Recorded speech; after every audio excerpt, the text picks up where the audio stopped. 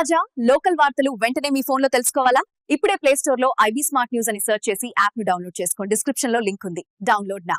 Welcome to IBTV. Guntur AC కళాశాల assembly హాల్లో మానవతా స్వచ్ఛంద సేవా సంస్థ ఆధ్వర్యంలో national means come merit scholarship శిక్షణ కార్యక్రమంలో భాగంగా ప్రజాస్వామ్య విలువలపై అవగాహన సభ నిర్వహించారు.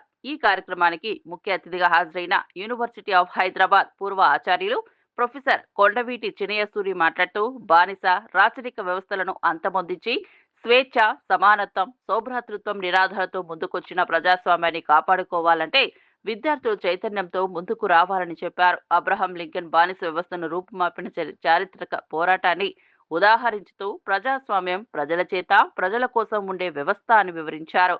Assistant commissioner customs S Madhubabu మాట్లాడుతూ విద్యార్థులు తార్కిక చింతనను పెంపొందించుకుని ఏకాగ్రతతో చదివితే భవిష్యత్తులో మంచి స్థాయికి చేరుకోగలరన్నారు.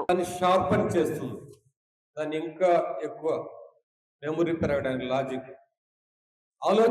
ఆలోచించాలి. వెంటనే సార్ చెప్పింది వినేసి అదే ఆన్సర్ కాదు, మీ సొంతగా చేయాలి.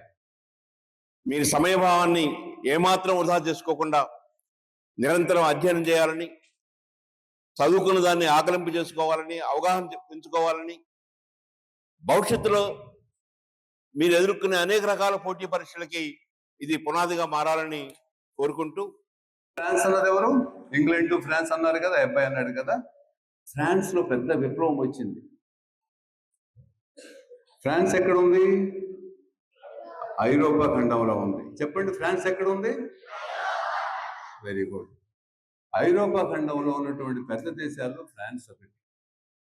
అక్కడ 1789లో, అంటే సుమారుగా 250 ఏళ్ల క్రితం ప్రజలు తిరుగుబాటు చేసి రాజుగారిని చంపేసేసి, అసలు రాజుగారే కాదు రాజవంశానికి చెందినటువంటి అందరినీ చంపారు. ఎలా చంపారంటే, చంపడం వాళ్ళకి కష్టమైపోయి, నరకటం, కత్తిపెట్టి నరకటం కష్టమైపోయి, మెడలో నరకటం కష్టమైపోయి దానికి యంత్రం కనిపెట్టుకున్నారు వాళ్ళు మెడలు నరకటానికి. దాని పేరు గిలోటిన్ అన్నారు. మీరు విన్నారు ఈ మాట? ప్రజాస్వామ్యానికి కట్టుబడి ఉండి, ఒకప్పుడు చెప్పాను కదా బానిసత్వం ఉందని, ఒకప్పుడు చెప్పాను కదా రాజులు వాళ్ళు ఇష్టం వచ్చినట్టు పరిపాలించారని. ఆ రోజులు పోయినాయి. ఈనాడు ప్రజలు కూడా పరిపాలించవచ్చు. సామాన్య కుటుంబాల్లో పుట్టినటువంటి వాళ్ళు కూడా పరిపాలన చేయవచ్చు. మన ప్రధానమంత్రి నరేంద్ర మోడీ గారు అతి సామాన్య కుటుంబంలో పుట్టినటువంటి వ్యక్తి. వాళ్ళ నాన్న వాద్నగర్ అన్నటువంటి రైల్వే స్టేషన్ దగ్గర టీ కొట్టు పెట్టుకొని టీ అమ్మేవాడు. తెలుసా?